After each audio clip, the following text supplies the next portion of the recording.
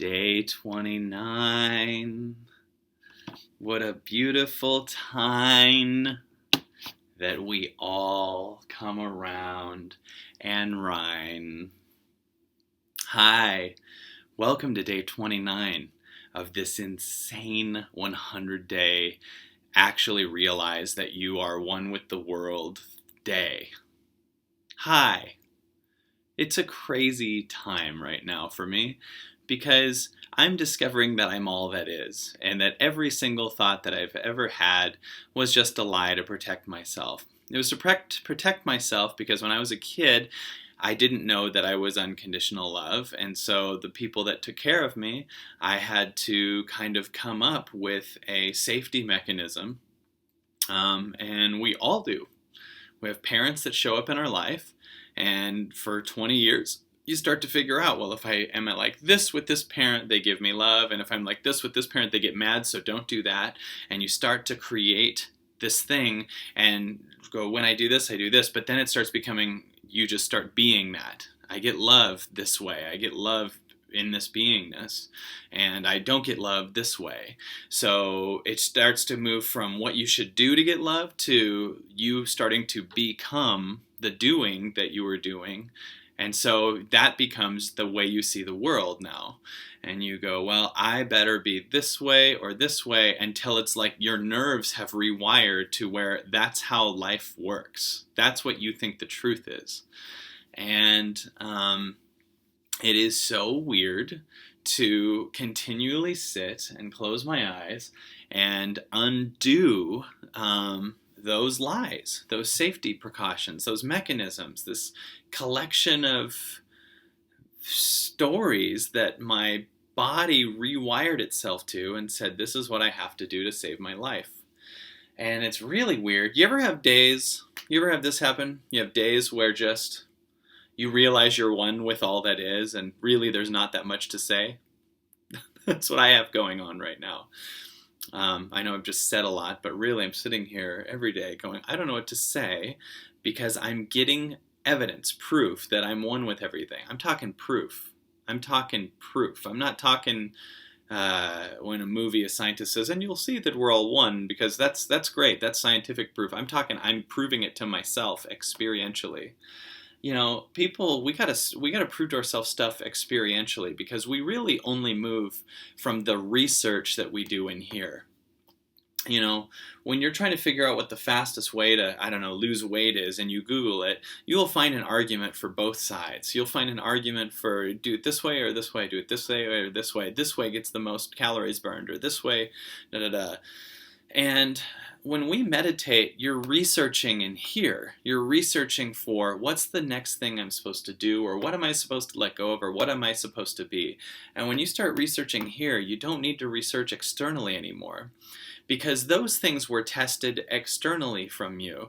The results are shown that way because other people did those things.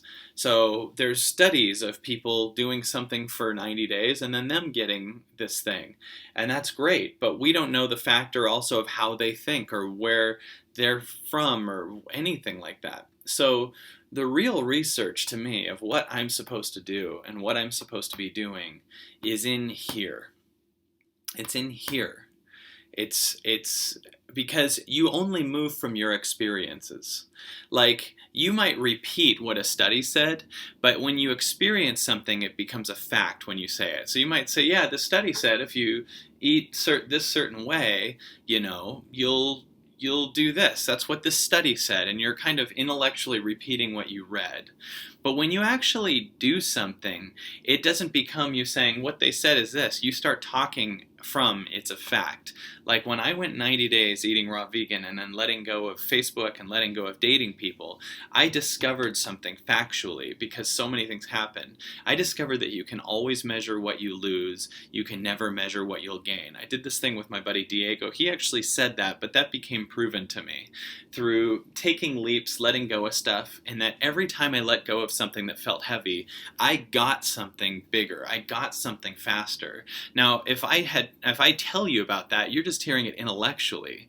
But I have had nothing but evidence that when I let go of something that feels heavy, I create space for something magical. So when I talk about it, I could talk about it all day. It's a fact to me. It is how life works. So it's how I move. So it's interesting because we do so much external research and so little internal research. And it doesn't matter what the external research shows of how things work. You're only going to move. Your nervous system is only tied to what your internal research shows.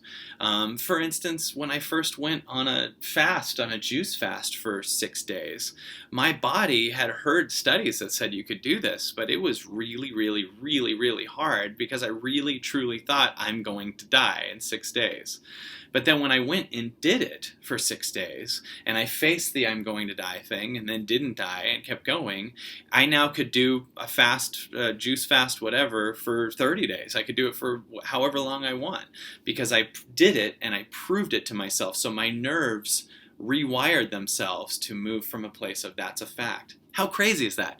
So what guess I'm saying today is that the research we're doing shows up in the being, in the doing, in the action, in the meeting your challenges. So very often people repeat things they heard. They said, no, you just live in the moment. But they haven't embodied living in the moment. They haven't said that. Or we all say we are all one.